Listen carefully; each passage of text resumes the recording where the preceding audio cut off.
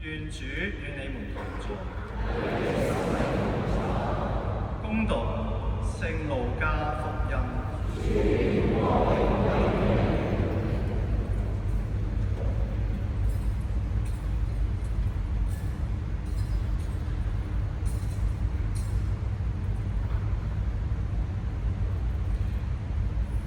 有一次，耶穌站在革乃撒勒湖邊，群眾湧到他前，要聽天主的道理。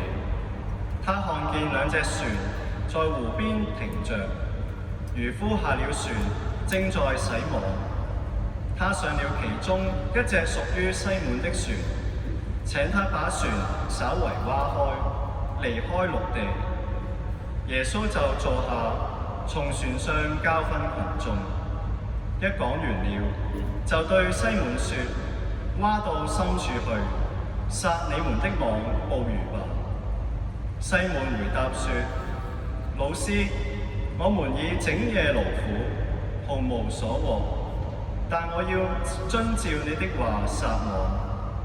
他們照樣辦了，網了許多魚，網險些破了。他們遂招呼別隻船上的同伴來協助他們。他們來到，裝滿了兩隻船，以致船也幾乎下沉。西滿伯多祿一見這事，就跪伏在耶穌膝前說：主，請你離開我，因為我是個罪人。西滿和同他一起的人，因了他們所捕的魚，都驚駭起來。他的夥伴即載伯德的兒子雅各伯和若望也一樣驚駭。耶穌對西滿說：不要害怕，從今以後你要做捕人的漁夫。他們把船划到岸邊，就捨棄一切，跟隨了他。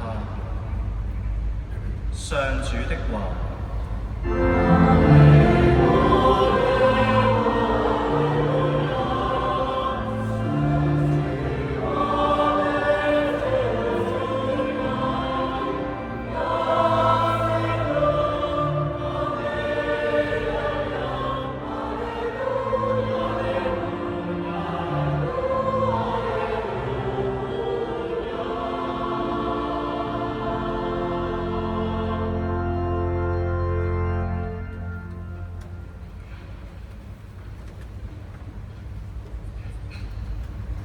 各位親愛兄弟姊妹，